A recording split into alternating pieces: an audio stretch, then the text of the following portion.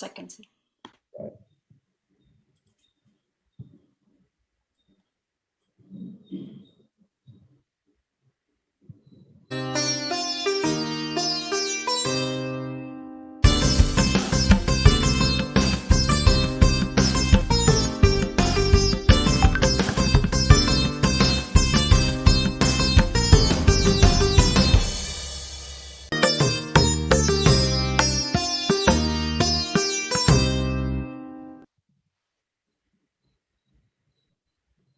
Namaste.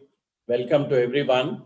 On behalf of International Institute of Vedic Sciences, Rishivatika, and in this Dr. Vedavyas Memorial Lecture Series, I thank the Rishivatika for giving me this opportunity to host the last of the series talk. This is a 108th talk, so 108 talk. And I'm personally very happy and kind of feel privileged to host Dr. Dharm Bhawuk. As in, though we have been planning for this session for quite some time, but looks like the final say will be by Dr. Bhawuk in the series. So the last session happened, though it was not designed, so it happened. So, and we assume it is a bigger design. So welcome Dr. Dharm Bhawuk for this session, and for the benefit of readers, though we have shared his profile in the this message, Dr. Bhawuk has been teaching at the University of Hawai'i, Honolulu, for several years, and after he is kind of born and brought up in Nepal, and currently citizen of the US, but he has been working in the areas of cross-cultural psychology and management, and also indigenous psychology and related areas. So Professor Bhawuk initially completed his BTech from IIT Kharagpur, and then went and did work for the Nepal, Royal Nepal Airlines, and went to US to do his PhD in University of Illinois, Urbana Champaign. Then post that he has done his MBA from University of Hawaii, and then PhD from University of Illinois, Chicago. And finally joined University of Hawaii as a faculty. He is a professor of management and also psychology and community and cross-cultural psychology. So he has been working on this scientific view or scientific investigation into the Indian knowledge systems, including Indian psychology, and he has been actively championing the promotion and the examination of concepts and ideas from Indian thought. So today's talk is on Tapas in the Bhagavad Gita. So I'm kind of knowing Dr. Dharm Bhawuk, whatever concepts he takes, he gets into deeper and systematic analysis of any of these concepts. So I'm looking forward to this session. And myself, on behalf of the audience and on behalf of International Institute of Vedic Sciences, I'll be kind of sharing the questions that audience may have. So we plan to have the session for about an hour or so, followed by question and answer things. And so the idea is to, he will share his idea presentation on the tapas from Bhagavad Gita. I'm kind of, I was looking at this concept and say, kind of very interesting and a lot of questions. So I'll probably pose some of them towards the end of the talk. But I don't know whether it is the first sloka or one of the first slokas in Ramayana. It starts with tapasvadhyaya niritam tapasvi bhagvidambaram naradam pratipapalcha valmiki manipamam. Such a great epic starting with first stanza. The word tapas is kind of used twice.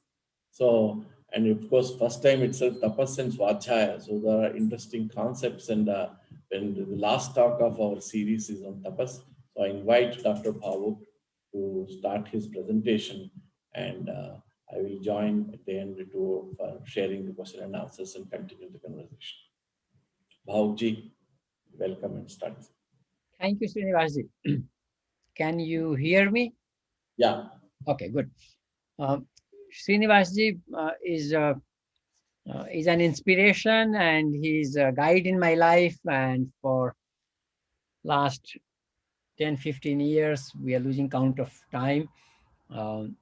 He has been a part of my spiritual practice and my material world, and he has greatly enriched my life. So I'm grateful to Srinivasji personally. I'm also grateful to Rishi Vatika. Um, I consider myself a member of Rishi Vatika. I have visited the place, and Raju Garu is doing a wonderful job. I'm also grateful to uh, the institution and the other activities, the yagya that is done every year in January. So I visited it, the yagya. I've been part of it for 3 years. I missed this year and hope to catch up next year again. And that is part of my tapas, annual tapas. And I'm really grateful. I've learned a lot there and I look forward to it. I usually like to start with a minute, but I had to do, so this was my thank you bit. So let's close our eyes for a minute and I will tell you when the minute or so is over, and then we'll get into the topic.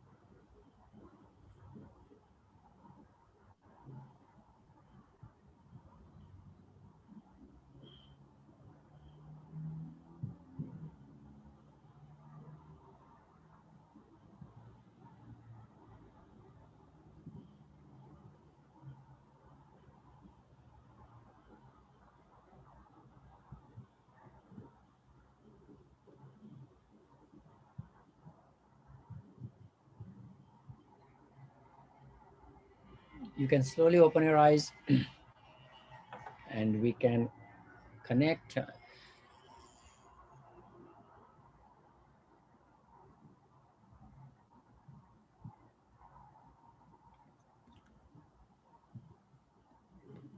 Can you see the screen? Yeah, we can see this. Thank you.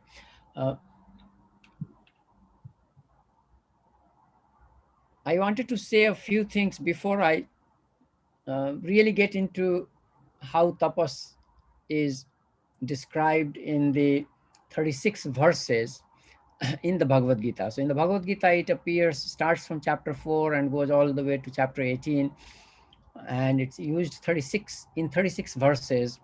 And it provides us 8 themes. The 9th theme is the name of Arjuna himself, who is called Parantapa, and he's addressed as Parantapa 9 times. Before we get into the themes themselves, I do want to talk about how in our itihasa, so we don't talk about mythology in India, and there's a reason why we don't talk about mythology. Athena, after whom the capital of Greece, Athens, is named, has become mythology because there is no active seeker of Mother Athena. There is no practice that would lead people to Athena. And that applies to most other, in fact, all other, names in the Greek mythology. That's not the case with in our culture. So Rama is not a myth. Rama is living for people who practice Ram. And there are method of connecting with Ram. The same thing with Krishna, the same thing with Hari, the same thing with Shiva, the same thing with Divine Mother. We just finished Navaratri. So the spring Navaratri ends on Ram Navami. in the West, since I'm a business professor and all of you who are working for organizations, we have invented the quarterly performance system, the quarterly reporting system, and businesses follow themselves every quarter. Let me amuse you by saying that the Indians invented the quarterly system, and that's why we have 4 Navaratris. The spring and autumn one is more popular, but there are 2 in between. So there is every 3 months we can fast for 9 days, and there are people who do that. So starting this year, I have become one of those people after doing it twice a year for 20 years. So the point is, Durga, Kali, Chandi, all the other names, there are 108 names, there are 32 names of Durga, and there are 1,000 names of Devi, and Lalita Sahasranam has 1,000 names. These are not myths because there are practice that we can do to realize what this Durga business is. Pardon my uh, improper language. But for Mother Athena, it's lost. There is no practice. My mentor was Greek. I asked him. He's no more. He passed away in 2019. And Professor Triandi said, no, we don't have anything. It's all that practice. If Athena was ever practiced, if she was ever a part of Greek people, it's no more. That's why it's myth. For us, Durga is living. Krishna is living. Think about Meera. She's not a poetess. She's a princess saint.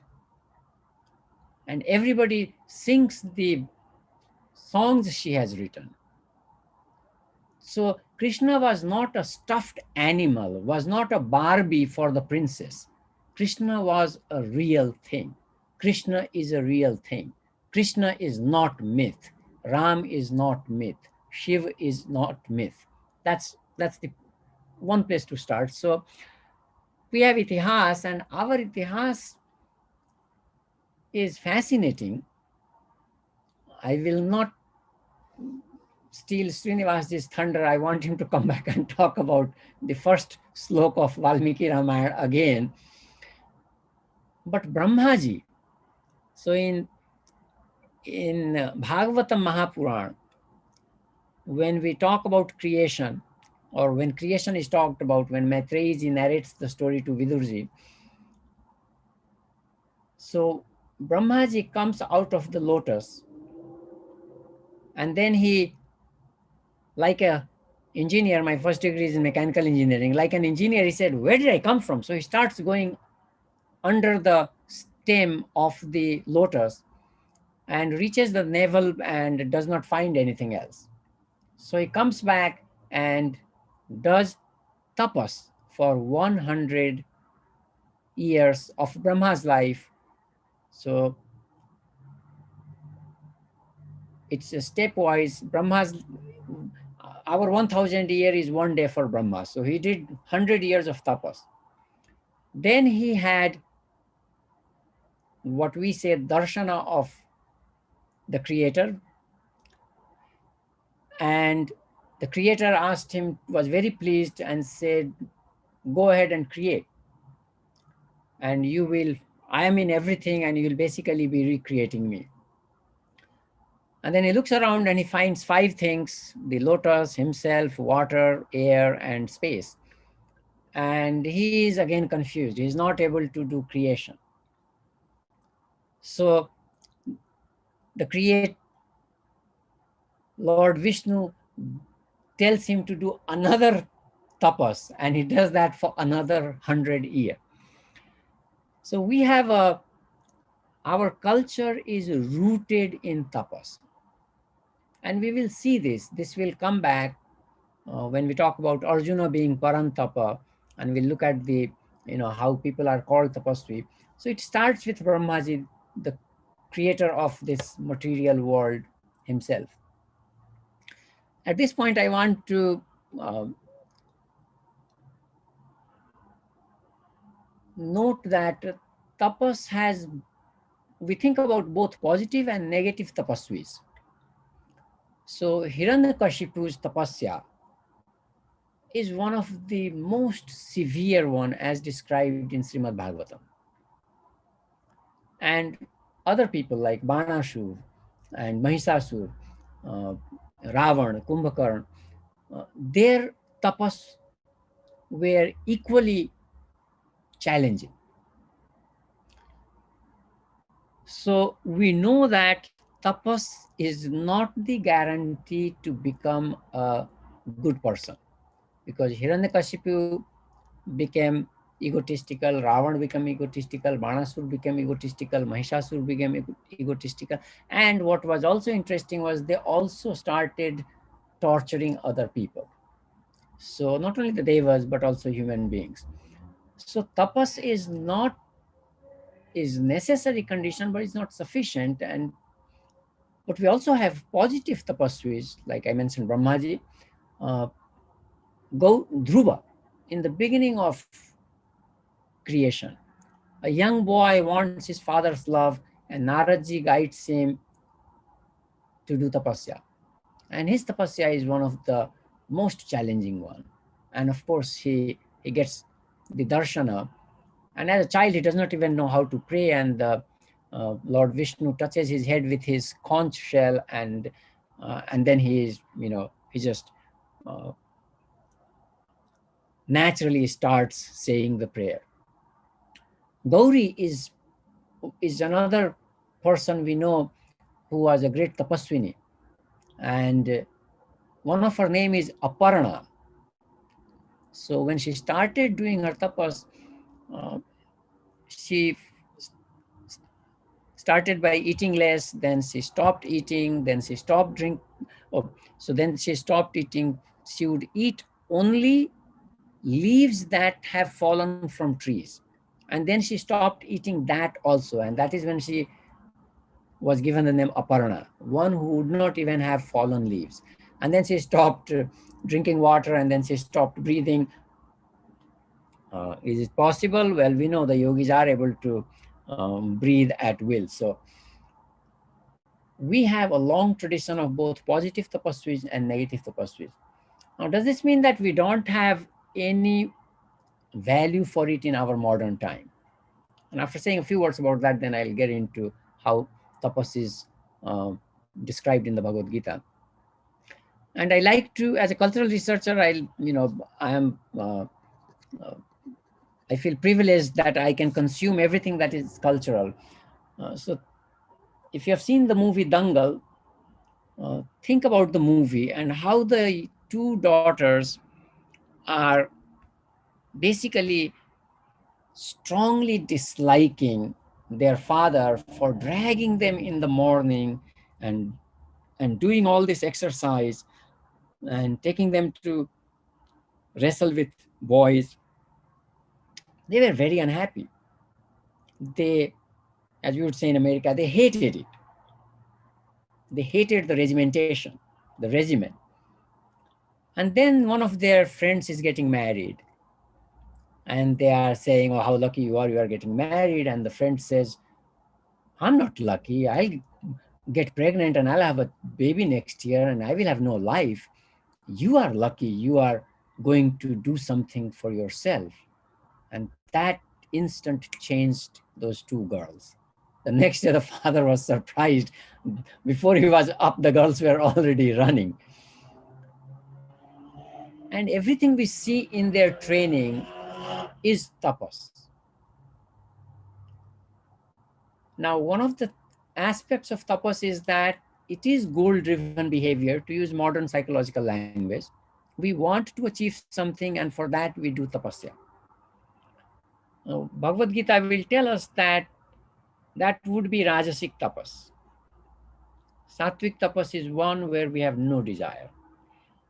But then Bhagavad Gita will also provide a mechanism to pursue a goal and not get attached to karma by doing it with an ishkam bhav. So without getting attached to the fruits or the outcomes, we can take that, make that rajasic karma, convert it into sattvic karma. So this, you think about any sports movie. So Americo, what we see is the training there. You know, probably the earliest one would be Rocky. And there we see the training of Rocky. And so, you know, in 1, 2, 3, 4, the training gets more rigorous. And that's what is exciting. So, you know, if we are enjoying seeing other people do this discipline, this tapas, there must be something about tapas that is, you know, that we connect with intrinsically, you know, implicitly.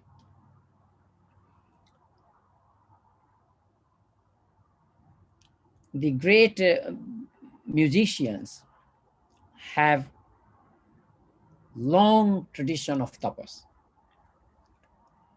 So Jackie Rusanji, the great tabla player, was he's son of a great tabla player. And so when he was born, the story is that he's himself narrated this. When his mother gave the baby Jackie Rusanji to his father, Allah Rakha, he, uh, in his ears, instead of saying the verses of Quran, he uttered the rhythm. When he was 7 or 10 years old, he had learned to play tabla from other people in the house, his father's disciples, but his father never gave him lesson.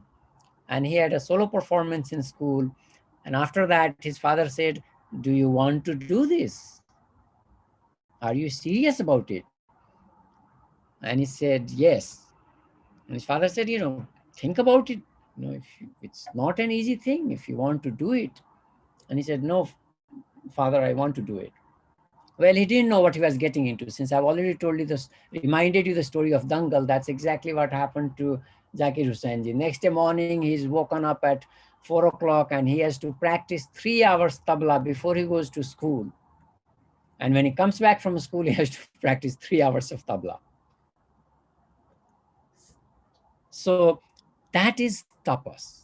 And no great musician has become great without tapas. And they call it sadhana. And they call it riyaz. And it is to be done every day, non-stop.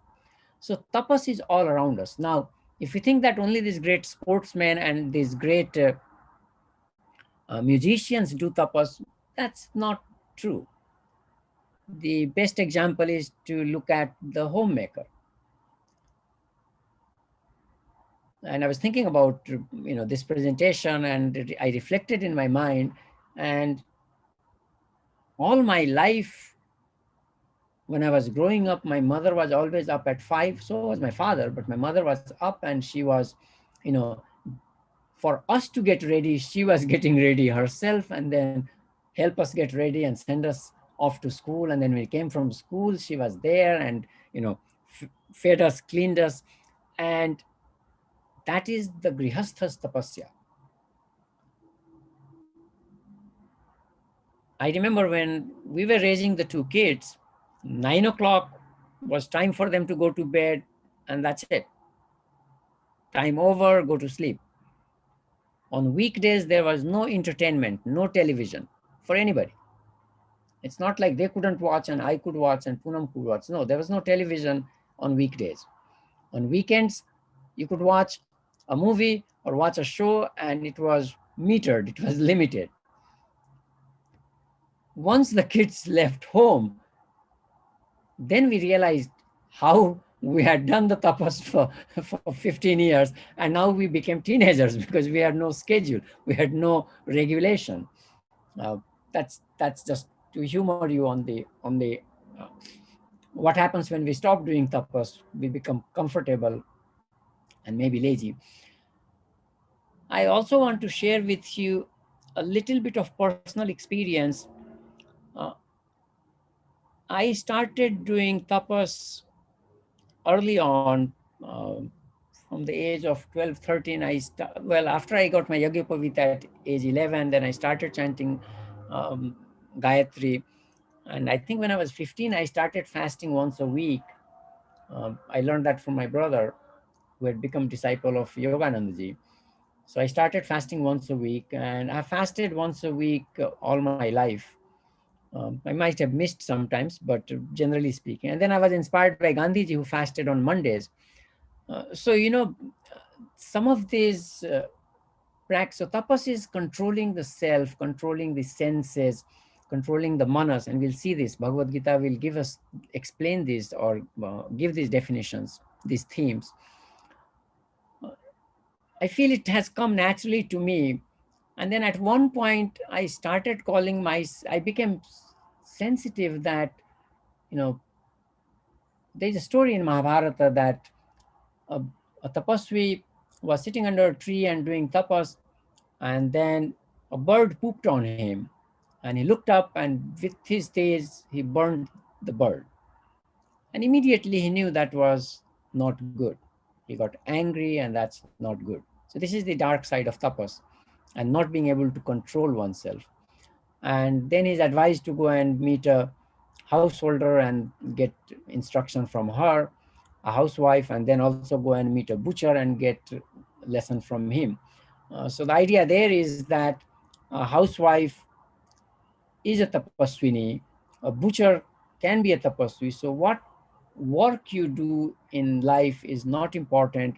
One can be a tapasvi, one can be a yogi, one can be an enlightened person, and of course they have their own sadhana. So for the housewife, she served her parents, her in-laws who were old, and so everything revolved around that. So seva was her tapas. So tapas is not an alien construct. From Brahmaji to Gauri to the unpopular characters like Hiranyakashipu and Ravan, it is all around us. And then it is also there in our daily life, and it is applicable to grihasthas. Okay, so I think in the next half an hour, I'm going to walk you through the themes that emerge from Bhagavad Gita. So the construct of tapas from the Bhagavad Gita, when I analyzed the 36 verses, I got 9 themes. So tapas is a Daivik sampad, and it is presented in a nomological network of 26 virtues. Tapas can be sattvika, rajasika, or tamasika, and thus it is a part of the typology of Sankhya Darshana. Tapas can be manasika, vachika, or kayik, or physical, and it is presented in 3 additional nomologics. So, vachik is one network, manasik is one network, kayik in. So there are 3 nomological networks. Nomological network simply refers to how an idea is related to other ideas. How an idea is related to other ideas. So if an idea is in the company of other good ideas, it must be a good idea. If the idea is in the company of negative ideas, it probably is negative itself, or it is trying to ameliorate the negativity of others. So depending on how a construct is related to other constructs, it's almost like satsang or bad company. So we are looking at how does an idea relate to other ideas. That's what nomological network is. In psychology and management, we try to understand an idea, a construct, we call them constructs, in the context of other contexts, so other constructs.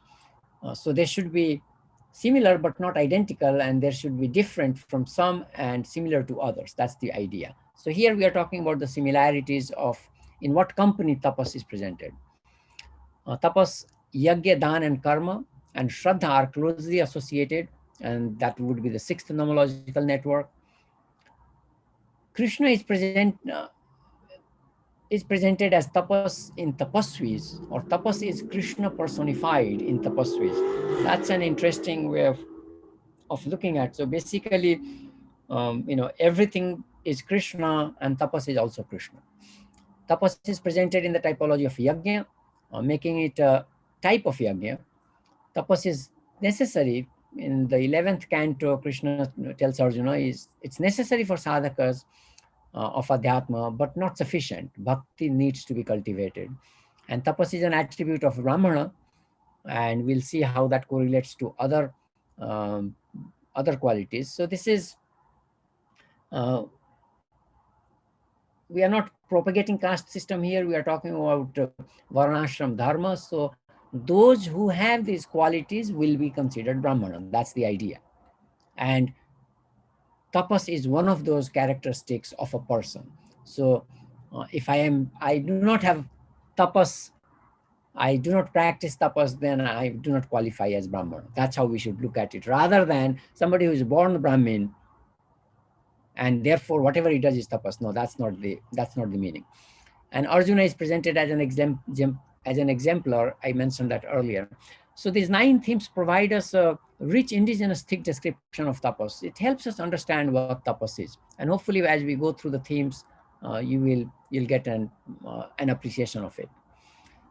I think I've already mentioned how there are 36 verses, and so 14 of these verses refer to tapas, and 13 refer other forms of the word. So tapasa, tapantam, tapasyasi, tapoyajya, taptam. So different form of the same word, and 9 times Arjuna is called Parantapa. So analysis of those 36 verses.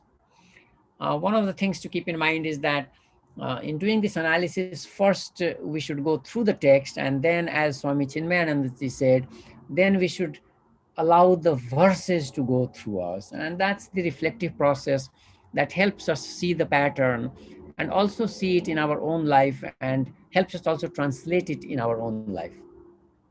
So one of the takeaways for those who are in the session is that we should cultivate tapas in our life.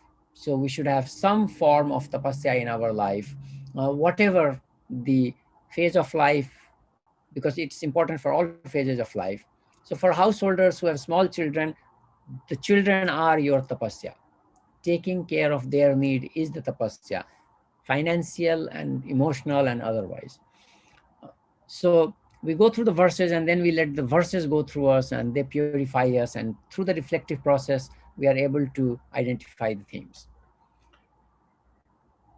Tapas is one of the 26 virtues that Bhagavad Gita calls Daivik Sampada. So it comes in chapter 16, and I start with this as the first theme because it's almost sets the stage that tapas is a virtue of the highest kind, and all virtues need to be cultivated. So the 3 verses uh, would go like this: Avayam Sattva Samsuddhi Jnana Yoga Vyavasthiti Danang Damang Cha Yash Danang Damascha Yagyascha Swadhyayastapa Arjavam Ahimsa Satyam Akrodha Tyaga Shanti Apaishunam Daya Bhuteshu Aloluptam Arjavam Hri Achapalam Teja Kshama Dhriti Shaucham Adroho Nati Manita Bhavanti Sampadam Daivi.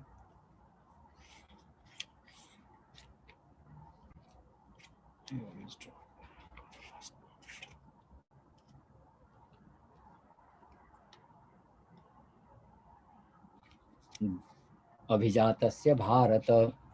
So, as I underlined in the first verse, tapa comes after. So there are 9 virtues listed in the first verse, and it's the 8th one, but it's in the company of, you can see Swadhyay and Tap are close to each other. And I let Srinivasji discuss that later on in Valmiki Ramayana, how these words come together. So you can see that sometimes how the words are, the concepts are kept together makes a shows their characteristics. And we can see now ahimsa, satya, akrodha, not to be angry, tyaga, shanti, apaishunu, not criticizing other, daya bhuteshu, to have daya for everybody, aloluptam, not getting attached to things, mardhavam, kind-heartedness, ri, lajja, which is feeling of what we should do, ri helps us do it, what we should not do, ri, lajja, prohibits us from doing. And achapalam, steady mind, teja, shama, dhriti, shaucham, adroha. So we can see that tapa comes in the context of these virtues, therefore it is a virtue, and it is listed as a virtue, and therefore we should cultivate it. The idea of the 26 virtues in Bhagavad Gita is that we should cultivate it. And think about it, Gandhiji cultivated two, ahimsa and satya, and he was a transformed person. He became a Mahatma. At one point, some devotees asked Kabir Sahib, there are 26 of them, how do you go about practicing it? And Kabir Sahib said, take one and stick with it, all 25 will come. So if we stick with ahimsa will become tapas, and then it will lead to everything else. If we stick to satya, that will become tapas, and it will lead to everything else. If we stick to hri, we will never do something we should not do, and we'll always do what we are supposed to do, and therefore we'll be on the path of virtue. The second nomological network comes in the 17th chapter, in 3 verses, verse 17.18, 17, 18, and 19. So I'm going to read this, not from memory. Shraddhaya paraya taptam tapas trividhang naraihai afalakankshi bhiryuktaihai satvikam parichakshate. It's interesting. Sattvic tapas is afalakankshi yukta. So one should have no desire for action, and one should have shraddha. So what is sattvic tapas? Not desiring any fruit. So you can see, desiring fruit is a vritti. The manas is going after the fruits of our effort. Tapas is checking it. And we'll see that that will be called the tapas of manas later on. So afalakankshi yukta, that's sattvika. You can see how we go from shraddha and afalakankshi to now 4 things for rajasic. Satkar man pujarthang tapodambhena chaivayat kriyate tadiha proktam rajasam chalamadhruvam. So a rajasic tapas is one that is done for satkar, and hopefully you all understand these words: man, puja, and damp. So satkar is when somebody says we are a great person, we are a good person, what a wonderful person. That's satkar. But we also use satkar as welcoming. Man is when somebody shows respect to us. Puja is when we offer things. So when somebody enters the room, you stand up. This is showing man. When you offer food and drink to people, so that would be please take this seat, sit nicely, etc. And Dharm is I am good, showing off I am good, telling I am good. That is Dharm. So when we do a tapas to tell people I am good, so that we get puja from others, so that we get man from others, so that we get people say I'm great, then that tapas is a rajasic. So you can see, if we do not even want the fruits, then we have sattvic tapas. But when we want satkar, man, puja, and we do it for egotistically, I'm showing people that I'm great, that's why I do tapas, then that becomes rajasic. And 17.19 says, मूढ़ग्राहेण आत्मनो यत् पीडया क्रियते तपः परस्य उत्सादनार्थं वा तत्तामसम उदाहृतम्. So when somebody does without understanding, मूढ़ग्राहेण, so you hold an idea which is not coming from Shastra, which no wise person has said, but you just do it, because you want to do it. So that is Mudha Grahena. Atma Pida. and torturing the body and the mind. And parpida, so parasya utsadanartham is parpida, torturing us. So when we do tapas, that tortures others. When we do tapas, that tortures me. When we do tapas, that is not proposed by Shastra, proposed by uh, uh, a guru who is self-realized, we just do it because we want to do it, then that is murha grahena. So now we can see that tapas can be sattvic, rajasic, or tamasic. And this is where we see that Ravana's tapas in the early phase, because he was not afalakamshi, because he wanted to conquer the world, so that led to him not becoming a nice person later on, and him getting into parpida and other things, and becoming violent, etc. So tapas in the Sankhya darshan can be related to any of the three gunas. That's the important part of the second theme, and Bhagavad Gita supports that. Right above those three verses that we discussed, there are three other verses that describe tapas as one that pertains to the sharira, one that pertains to the speech, and one that pertains to the manas. So 17.14 says, Dev Dvij Guru Pragnya Pujanam Shaucham Arjavam Brahmacharyam Ahimsa Cha Shariram Tapa Uchyate. So we can do tapas at three levels: the body, the mind, manas, and the speech. So at the sharir level, when we offer puja, we show respect to Dev, Dvij, Brahmin, Guru, and Pragya, one who is knowledgeable. So we show respect to Devatas, Brahmana, Guru, and those who are knowledgeable people. And that is with our body. We show respect, we touch their feet, we bring them food and helps, kind of provide service to them. So all that is considered puja. The second one is shaucham, which is physical cleanliness of the body, keeping it clean. And parenthetically, please note that shaucham is also one of the five-fold niyama in Ashtanga Yoga of Patanjali. So we have yama and niyama, and we'll see the yama will also come. And so shaucham is shauch, santosh, tap, swadhyaya, ishwar, pranidhan are the five niyam. Brahmacharya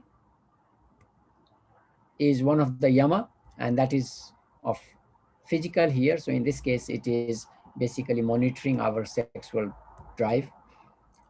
And ahimsa is being considerate to other living being, not hurting them. So these two are part of the five-fold yama of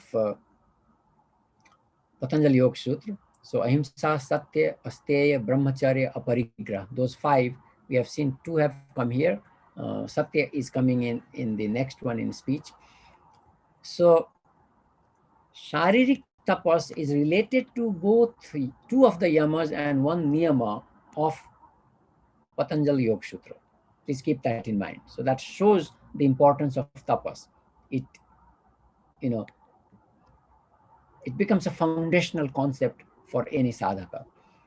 The Vangmaya, or the speech related tapas, in verse 15, Krishna says, Anudvega karam vakyam satyam priyahitam chayat swadhyaya abhyasanam chaiva Vangmaya tapa uchyate.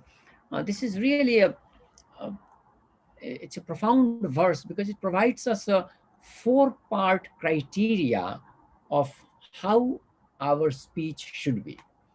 So the four-part criteria is that our speech should be anudvega karam. It should not cause udveg, agitation in other people. It should be satyavakya, we should speak the truth. It should be priya, satyam vada, priyam vada. It should be pleasant to the other person. It should be hitam vakya. It should be for the benefit of the other person. So we should not ever speak something that is not beneficial to the person, not pleasant to the person, not truthful, and that will cause udveg in the person. So this is the four-part criteria of Vangmaya tapas. And Adi Shankara says that if anyone is missing, your speech, your Vangmaya tapas is incomplete.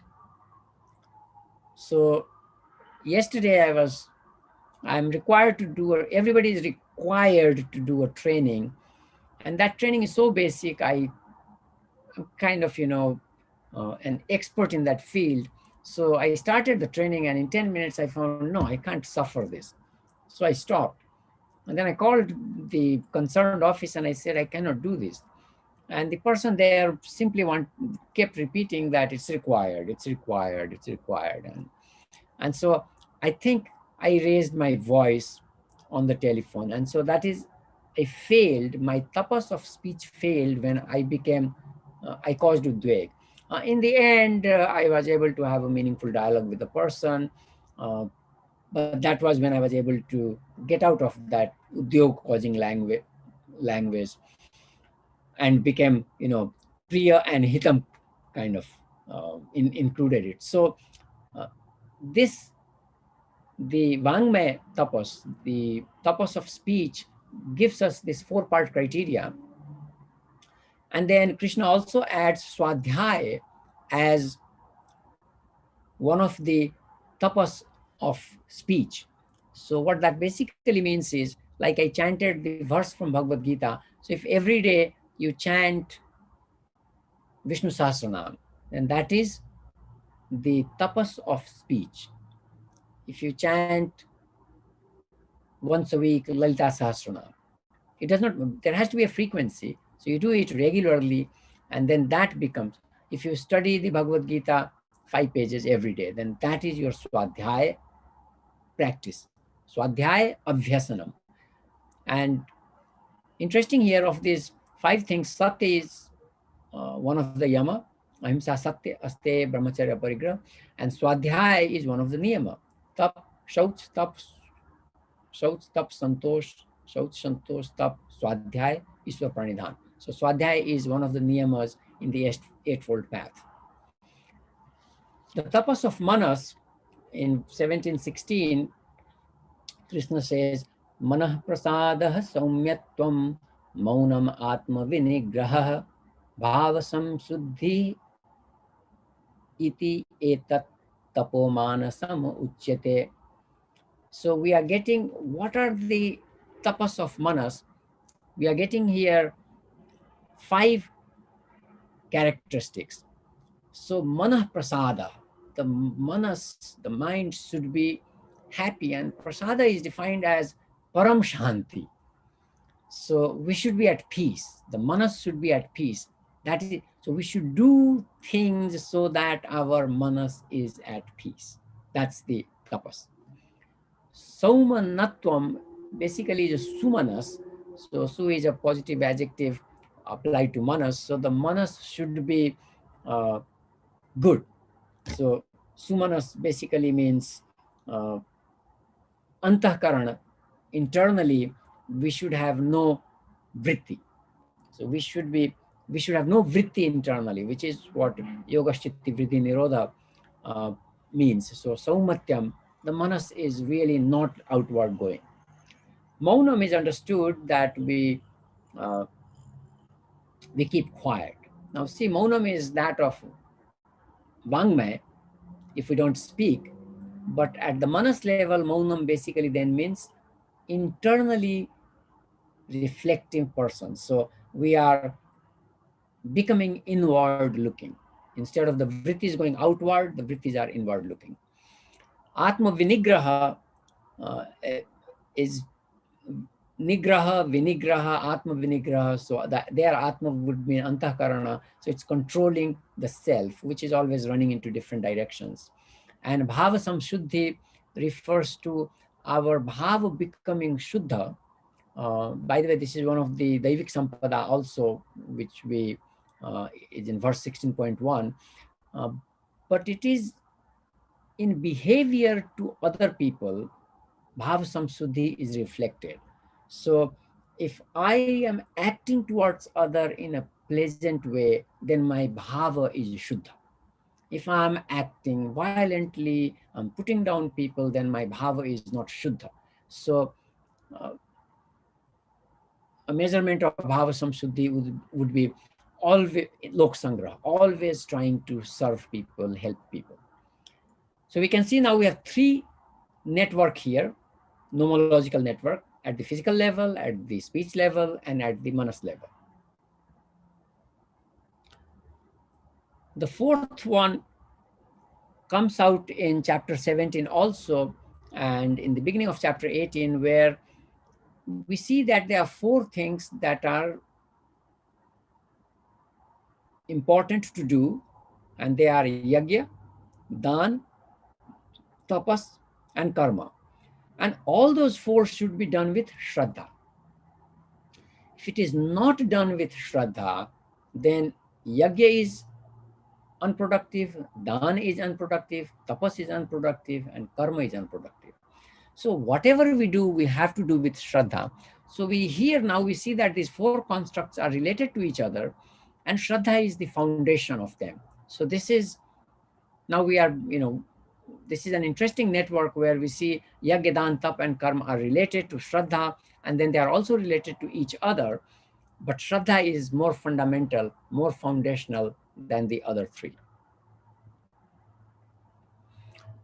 The fifth one is kind of an easier idea, uh, but an important one. It's not to be slighted. So when Krishna talks in chapter 7, from verse 8 to 11, he describes how raso aham apsu kaunteya prabhasmi shashi suryayoho pranavah sarva vedeshu shabdah khe paurusham nrinu. So Krishna is the light of sun and moon, and he is the pranav in the Veda. He is the he's this in the sky. He is the shabda, and in people he is the purusha. Punyo gandha prithivyancha tejaschasmi vibhau asau jivanam sarva bhuteshu tapascha asmi tapasvishu. So Krishna is jivan in all. He's the life of all living beings, and he is tapaha in the tapasvis. That's how important tapas is. It is Krishna personified. Tapas is presented in a typology of yajna, making it a type of yajna. So there are 5 types of yajnas. Dravya yajna, sacrificing through wealth, giving money for good cause. Tapa yajna, austerities presented. So we talked about the manasa, vacha, karmana austerities. So those are tapas. And so they'll be also called tapa yajna. Yoga yajna is sacrifice through the eightfold path of yama, niyama, asana. Swadhyaya yajna. So you can see Swadhyaya is part of tapas, and Swadhyaya is also yajna, and that's how these constructs are interrelated. And jnana yajna.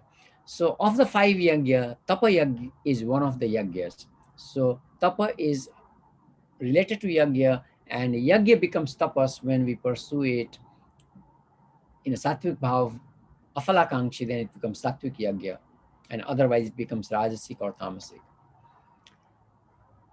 Tapas is necessary for sadhakas of adhyatma, but not sufficient, and bhakti needs to be cultivated. So 11.53 and 4 is important to keep in mind. Krishna tells Arjuna, Naham vedair na tapasa, na dane na chejjaya, shakyam evam vidho drashtum, drishtvanasi mam yatha, bhaktya tu ananyaya, shakya aham evam vidho Arjuna, Jnatung drashtung cha tattvena praveshtung cha parang tapa.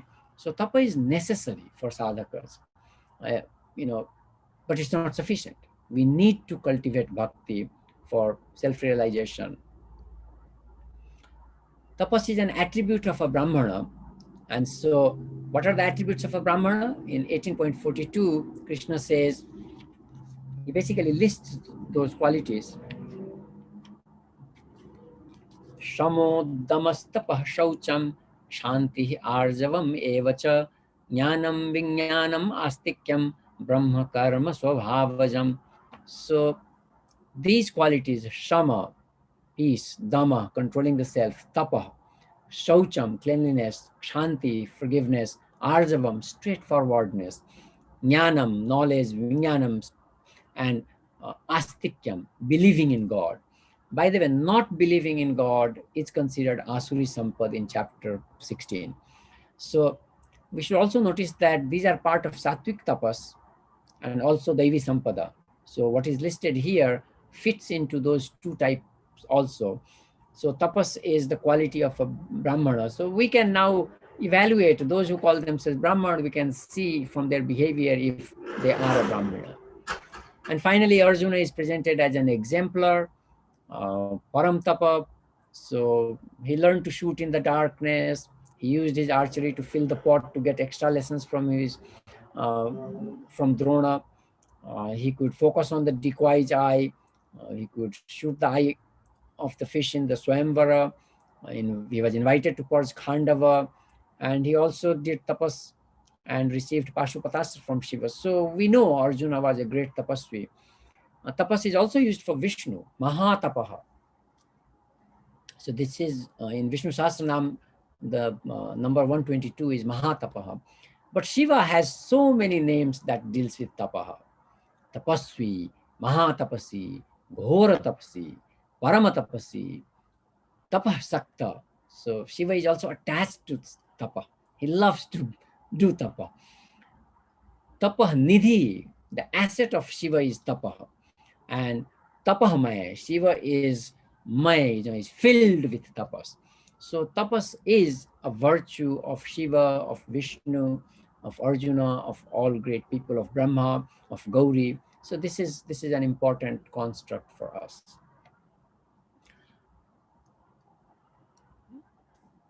If you think about it, we interact with the world. Our senses are wired naturally to interact with the world. We are outward looking. The five senses connect us with nature. But we also have an internal organ, the manasa, and the buddhi that helps us go inward. And tapas is basically an effort to look inward. It's natural to look outward. We don't have to give up looking outward, but we need to cultivate looking inward. And tapas is that cultivation. And if you think about it in all the themes, we see that. Controlling the speech, controlling the manas, controlling the physical body. So all that is basically becoming aware of the self. Tapas is cultivated in all ashrams. I already gave you example of Grihastha ashram. As a brahmachari, a student, the quality of a student is Swana Nidra, Alpahari. So these are all tapas. In Vanaprastha, of course, Vanaprastha is basically tapas focused. You withdraw from the world physically, mentally, and do sadhana. And sannyas, of course, is become completely controlling the outward vritti.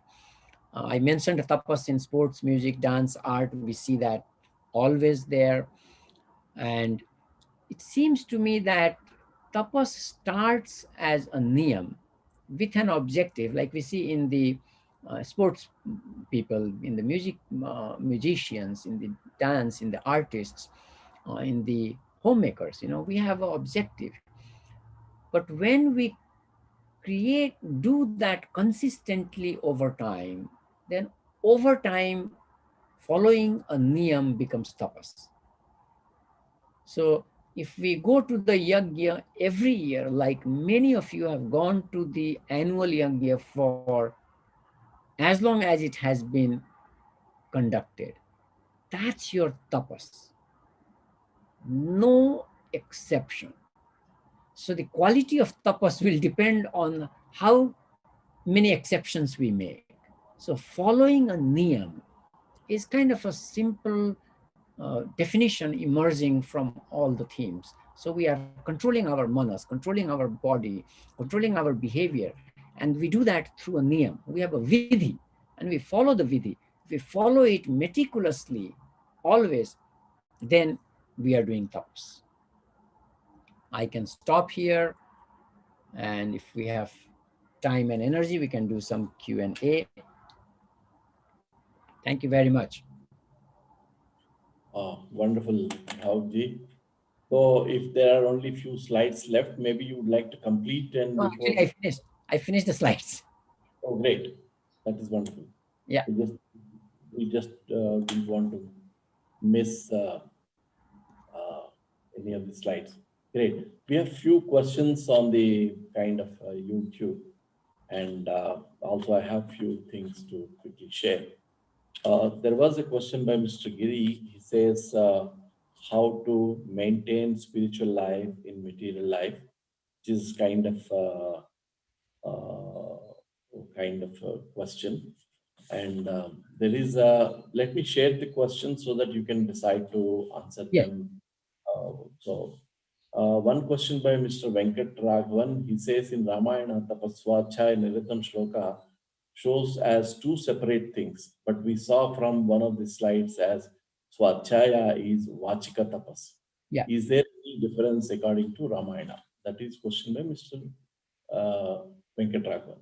I think we can take that one because it's kind of pertains to the slide directly. Let me see if I can put. These constructs are so closely related that it is difficult to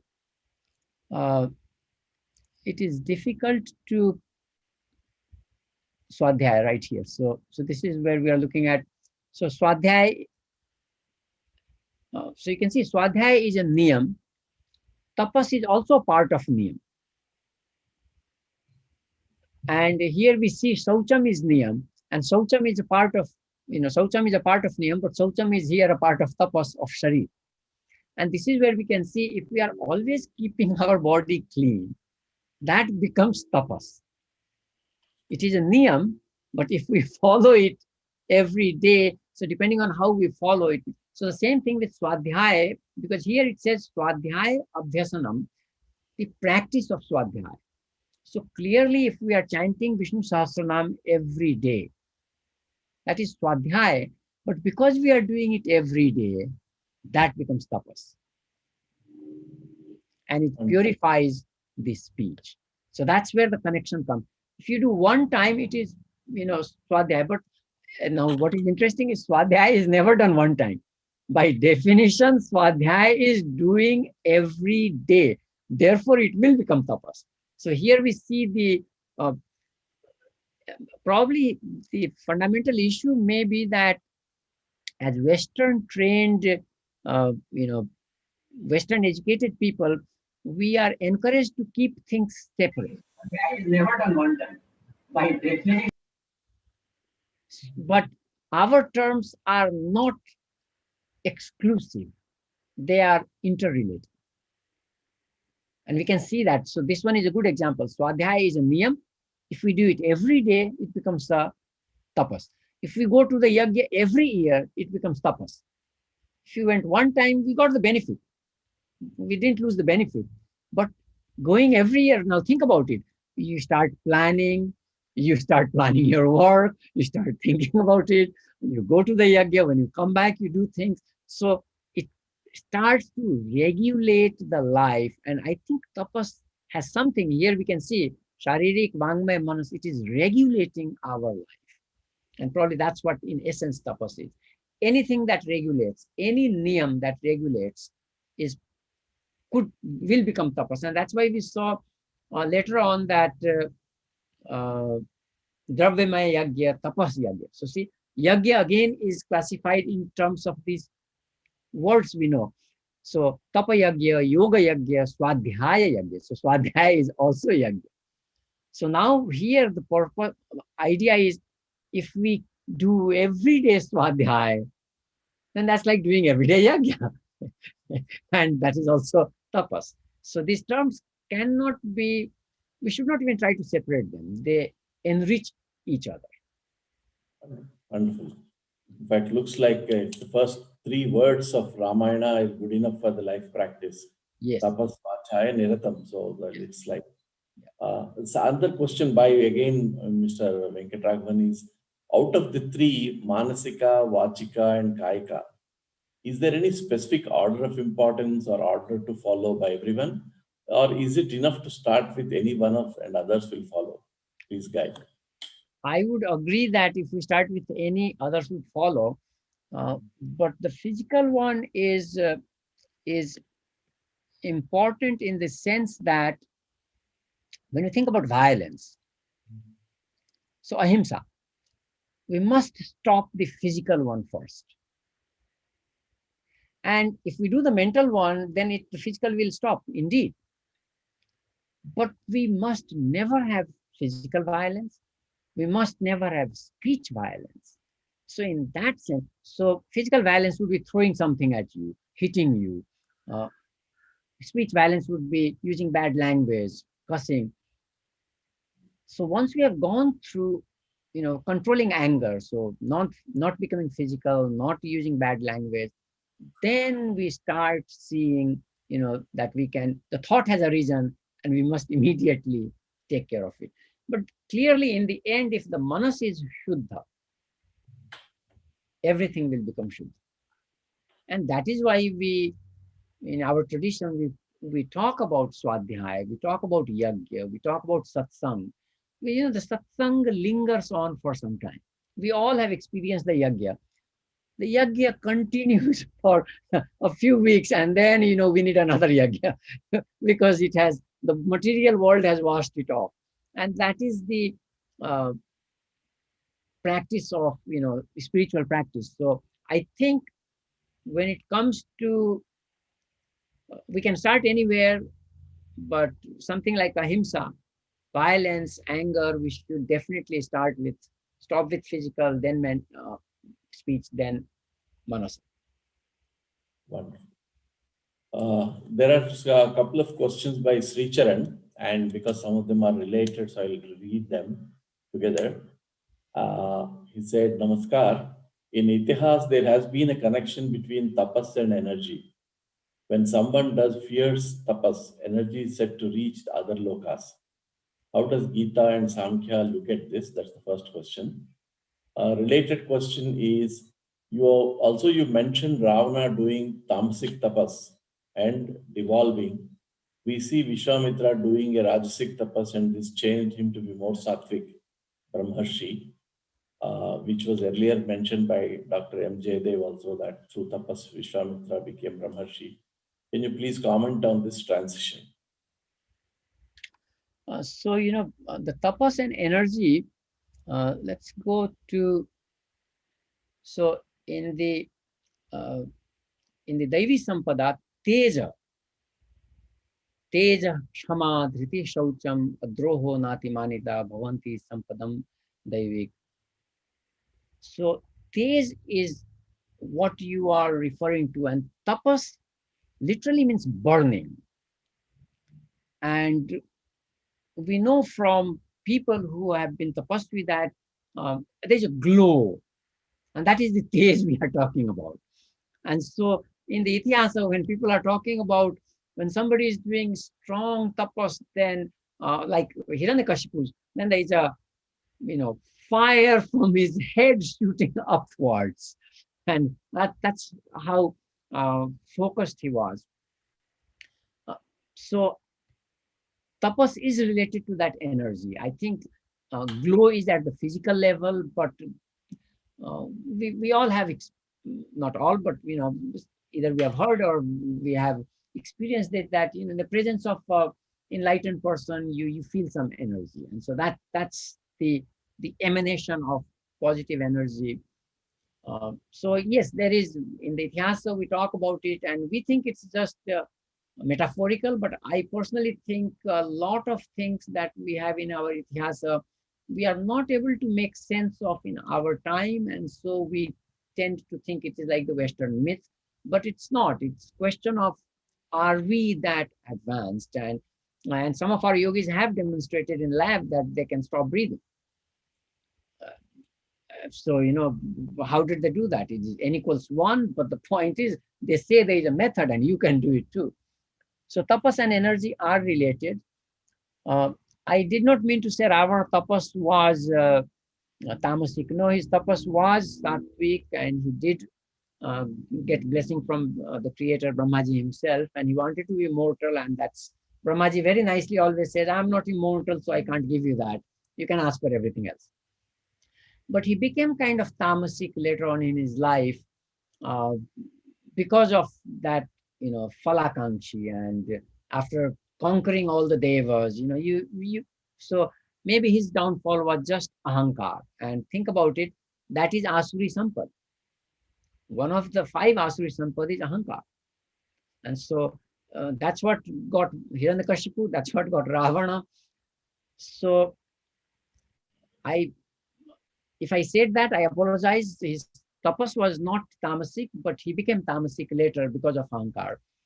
And Vishwamitra ji is a wonderful case. I'm glad somebody talked about it. We can spend an hour talking about him. He clearly shows, gives us an example how tapas is goal driven, and his tapas uh, is in different phases. So first he does tapas to get all the weapons from Shiva, and 100 or 1,000 years of tapas, and he gets everything. And he comes to fight Vasishtha, and Vasishtha just raises his danda, and everything is futile. And he says, "Why did I waste my life getting all these weapons that a danda can make useless?" So he's transformed. So he wants to become like him. It is still Falakanchi. And then he goes to the next phase, and there then, Menaka is sent, and Ramba is sent, and then Menaka is sent. So with Ramba, he flips again. With Menaka, he gets angry, and he stonifies her, he makes her, and then he knows, oops, I made a mistake. So that control on senses, not to get angry. So Vishwamitra gives us it's a great case in purification of buddhi. And maybe that is why Gayatri, he is the Rishi of Gayatri. And Gayatri basically is talking about purifying our dhi.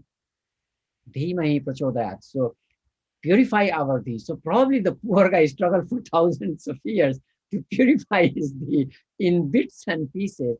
But what is fascinating in the tradition to relate to tapas and energy, Vishwamitra ji earned these weapons by doing tapasya to Shiva for 100 or 1,000 years.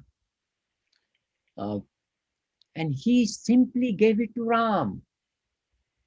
Simply gave it to Ram. So visualize the capacity of Ram. When I was reading that section, suddenly I understood what Vidya dadati vinayam vinyadyati patratam. So that patrata, Ram had the patrata, what Vishwamitra got by thousands, 100,000 or 1,000 years of tapasya. He simply gave it to him. And after the Taraka Badh, the gods come and tell Vishwamitra, you give him all the other weapons. And then Vishwamitra, think about it, what he got from all this sadhana, he simply bestows on Ram. That's such a wonderful, fascinating sarga in Valmiki. Worth reading it. But Vishwamitra ji is a great exemplar. He is one of our cultural heroes. He has given us Gayatri. He has lived a life of transformation. It shows that we can go across all barriers with effort. It is tapas that makes us Vishwamitras. So thank you for those questions, Sri Charanji. I think I hope I related all three in some way. There is a question by Mr. Pradeep Chanda. He just asked 3-4 quick questions like whether seva is also tapas and love could also be tapas, whether leading and fighting for human revolution is a tapas, whether self-sacrifice within brackets Atma Balidan is also a tapas. Yes, my answer to all of them is yes. And as we have been discussing, seva done once is a great act. Seva done every day or every week, 52 weeks, 10 years is tapas. And then tapasya for 10 years, for 1 year, 2 year, 5 years. Loving somebody, caring somebody once, but doing it unfailingly. So I have loved Srinivasji and I have loved each other for 10 plus years, then that becomes tapasya. I mean, think about it, not to have any misunderstanding. And when there is a misunderstanding, we clear it. So love can become tapas. We do need to keep in mind that both Nisargadatta Maharaj, I have a paper on Prem from Kabir, and I cite both um, Nisargadatta Maharaj and Krishnamurti ji. They both say exchange is not love. Love is not having any condition. You just feel good in the presence of that person. And that itself will require tapas to get over the exchange. Even if I don't get what I want, I still love the person. Because the person is, as said in Brihad Aranyak Upanishad, I love you because you are myself. Not because you are my friend, not because you are my son, not because you are my wife. So that love definitely becomes, to get that love becomes tapasya, to give that love becomes tapasya over time. Reading and fighting for human rights, definitely. Gandhiji was a tapasvi. Vinoba Bhave's work, Bhudani Yagya, it is a yagya. But when it is done over 10 years, 15 years, where thousands of people are involved and tens of thousands of people are beneficiaries, that becomes tapas for him, yagya for everybody else. So yagya is done for Lok Sangraha. And self-sacrifice is probably the highest tapas, because it will require tyag. Tyag requires getting over the self and the desires, etc. So yes, all of them, Pradeep ji, will be tapas. Yeah, one question from kind of my side also. Whenever you talk about like tapas or sadhana and all of them, it exemplifies effort, use of will or willpower, like deliberately withdrawing from outside, going inside, and control of self and so on. Looks like self-control is a prerequisite for self-realization or higher self, accessing the higher self. There is also kind of concept in some of these scriptures that talk about surrender. So a sadhana versus surrender. Without sadhana, or should you exhaust all your effort and then rely on the choice, or you don't even rely on your effort, you just kind of make it surrender. So this kind of, both of them are kind of, could be kind of sequential or reinforcing each other, or just some clarity there would help. I'm just, this moment, I just thought about, calculus and how we look at, dy by dx as little incremental changes. And then when you look at the function, then, in the limit from A to B. And I think so think about bhakti. And so surrender will be a part of bhakti. Bhakti itself needs to be cultivated. And that is why that cultivation will become tapasya. So self-control, little bit of self-control will lead to a little bit of progress, then some more control, then more progress, more control. So bhakti becomes, as we say, deeper. Vrittis become smaller. Love becomes bigger. Seva becomes bigger. Seva is, somebody said something bad. Oh, don't worry about it. Let them say it. Let's continue to do the seva. So, but surrender is very important. And in fact, that 1154 is talking about that. So it's not a small thing that naham vedair na tapasa na dane na cha ijyaya, not yagya, not dan, not tap, not the Vedas. Sakya evam vidho drashtum drishtavanasi mam. You cannot see me with these paths. So all effort needs to be done. And in the end, like Nisargadatta Maharaj says, all knowledge has to be jettisoned. Similarly, all effort has, because what is not, Ram Sukhdasji says it beautifully, what is of Prakriti can be found with effort. What is not part of Prakriti, how can effort lead there? And that is where the Western idea of grace is not, is equally valuable. So surrender has to be there. And that is why two of the biggest Gyanis of our time, Nisargadatta Maharaj and Ramana Maharshi, they both talked about surrender in the same breath as knowledge. One Swamiji from Ramakrishna Mission was visiting here many years ago. And so, he was talking about stuff that you and I have also studied. And so I was kind of not, I was getting bored. I'll make confession. Uh, and then over the lunch, probably the universe signaled him that he needed to say something more profound than from the book. And he shared this wonderful thing, which addresses what you have asked, Srinivasi. He started saying, you keep doing everything that you have learned, people have asked you, and you reach a plateau and then a plateau and then a plateau. And then comes the master plateau. All efforts fail. You just wait to be sucked in. Surrender, and it shall happen. So effort is related to agencies, Srinivasi. We both understand even at the material psychological level. I make effort because I have a concept of self, but I do not have a choice. See, this is where our Shastra is so clear. Kurvanne veha karmani jijivishet satgum sama evam toyi nanyat hetosti na karma lipyate nara. Ishopanishad 2nd verse is profound. We have to work if we wish to live 100 years. If we wish to live, it doesn't matter how long.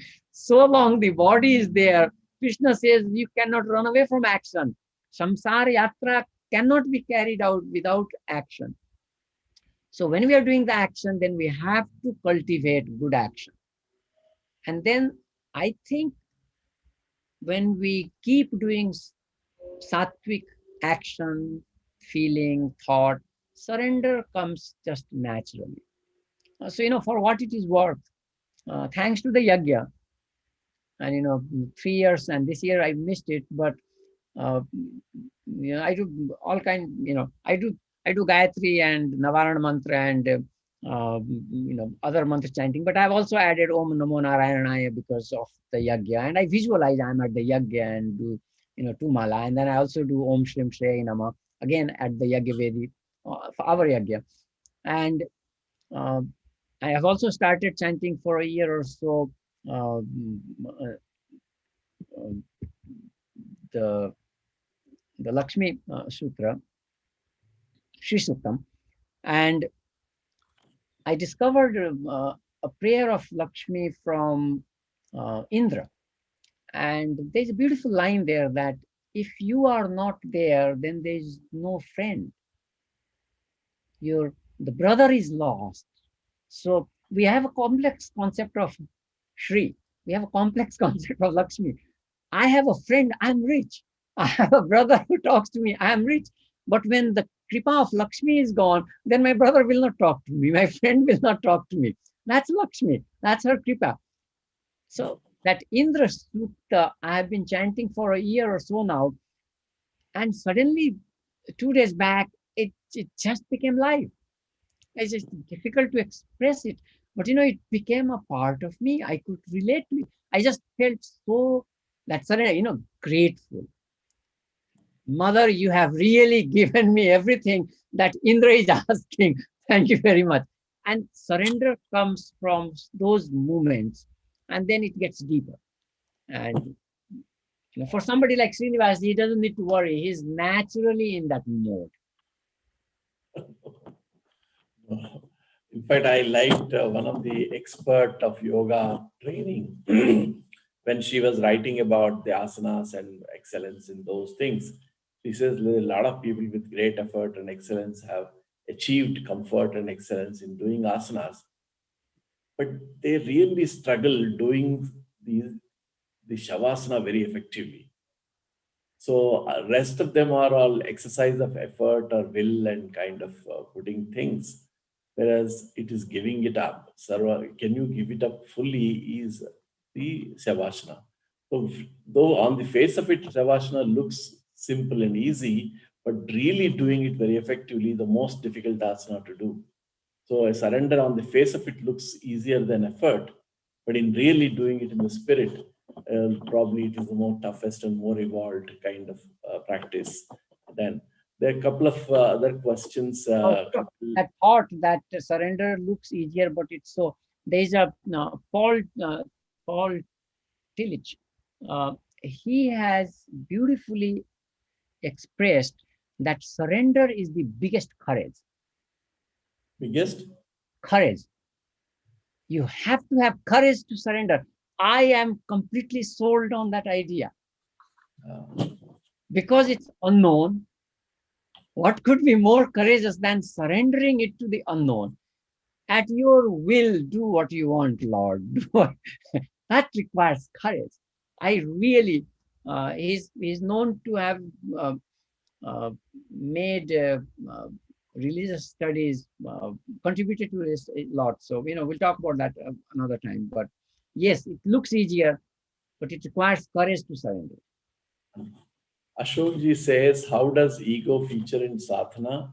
Or there seems to be a contradictory play of ego across bhakti, tapas, and sadhana. So, and one more question, does Kapil Shah, you might choose which one to answer. Does tapas evolve or change over a period of time, or it has any stages? So I'll start with, does tapas, what was his name? Ashok ji ke baad hua ji? One way to, you can stop the presentation so that the person who asked about tapas evolving, what was his name? His name is Kapil Shah. Kapil Shah. So Kapil ji, I don't like the word. Bhavuji, can you stop the presentation so that we can see you and not the PPT? Oh, sorry. So stop. Sorry. So stop share. Then no, that's great. Yeah. My mistake. So I don't like the word evolve because it comes from evolution theory, and we just get caught into that box of knowledge. But yes, everything develops over time. So tapas does evolve. I avoid using that. Does develop over time. So think about practicing any niyama. So ahimsa. So my experience with ahimsa is that Hawaii is a warm climate. We get a lot of cockroaches. And then I said, no, I cannot take life. So cockroaches come because our kitchen is not clean. We got to keep it clean. So we started keeping it clean, and then fewer of them came. But when they came, I was never hurting them. And so I started calling them my brother to encourage my wife not to kill them. Devar ko mat mari, I would tease her. But she could not help. This was not welcome to my house. So over the years, I really became at peace with cockroaches. Last year, my wife got a lot of plants in house. So we got a lot of ants. So at one point they were roaming all over the place. So I said, we need to put the plants outside. So we have now taken the plant outside. And so the ants slowly decreased in places. And so they only are in our bathroom, only a few of them. And only last month, so every time I see them, I was kind of irritated. And I'm irritated in the sense that my wife brought it. Then one day I had this realization, internalization, that I need to share this space with the ants. Why do I think it is mine? So Ashokji, that goes to the ego, and how tapas would also address the ego. So Kapilji, there is a slow progression whatever we are cultivating. So all the Daivik Sampadas, Ahimsa itself I'm talking about. So now I am extra careful in the morning. I look in the basin, and if I see an ant, I tap it to get out of there.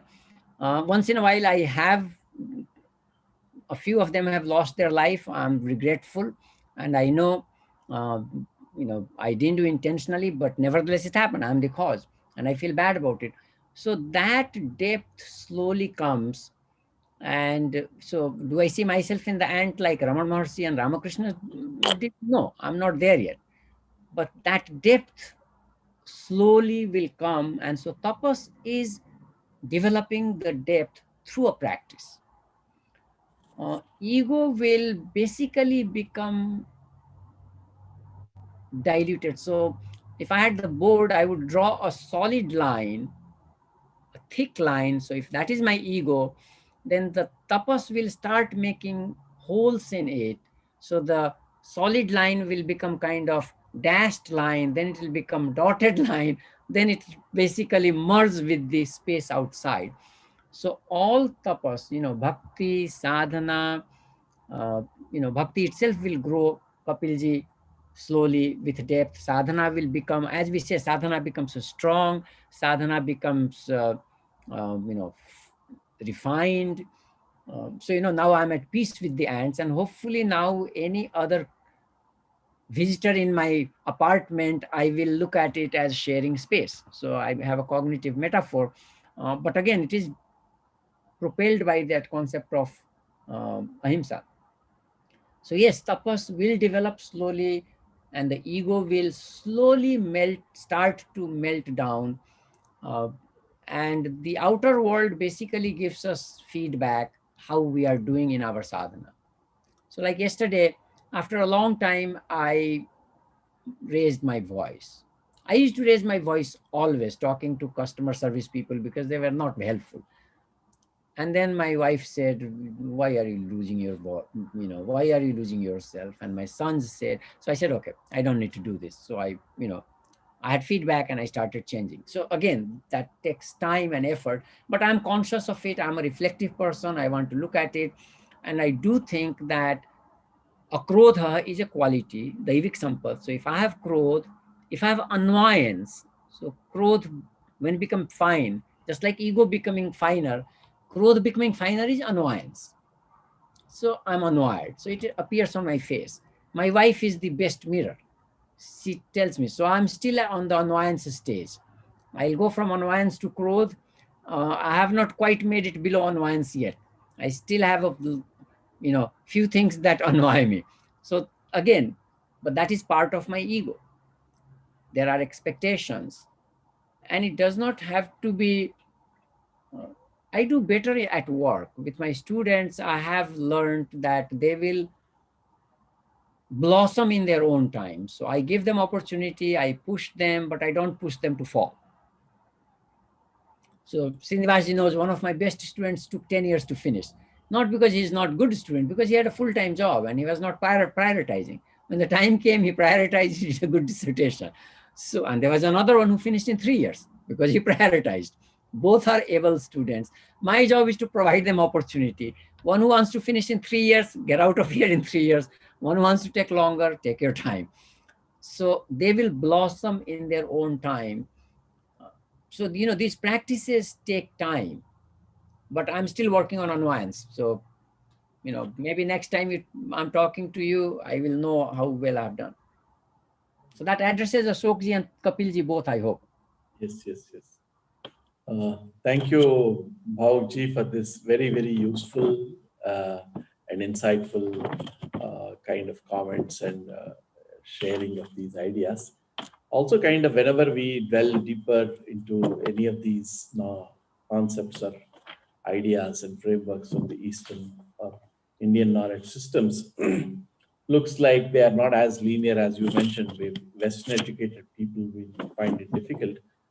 Looks like if different kind of deprivation is required for development, its tapas is required for evolution. Renunciation is a prerequisite for realization. They look different, but I think one is achieving of higher ideals, is renunciation of lower stuff. So these are built into many of these concepts. And I'm reminded of one other interesting comment by Dr. Sriramji when he was not feeling well and he was having some health problems. I telephoned him and asked him, what is it you're trying to do? Is he praying or something like that? He made an interesting comment. He said, when you exhaust all the things what you can do to solve a problem or a pain, and even then a problem continues or pain continues, when you joyfully accept the pain becomes penance.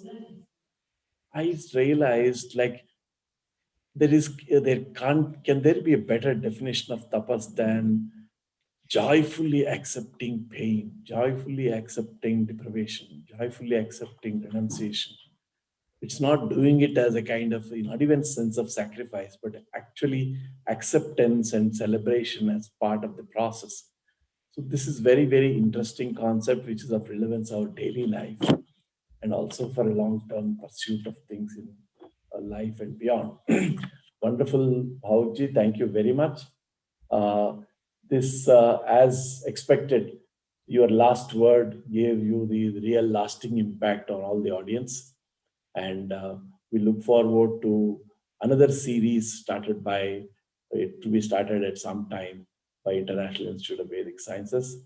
I also take this opportunity to compliment Gadadharji for the amazing kind of commitment and his tapas, regularly doing 108 series, Dr. Vedavyas Memorial Lectures, not doing it on and off, but doing it regularly for 108 weeks and 108 kind of more than a year, doing on Saturday and Sunday. This is Gadadharji, this is your tapas, and Yes. it ends with the session topic on tapas, so it is kind of reinforcing what you have done for the last year with the support and blessings and of Rajuji and Shantagaru and all other friends from International Institute of Vedic Sciences. I thank you, Bhavukji, and we reconnect at an more appropriate time. Thank you. Om Shanti Shanti.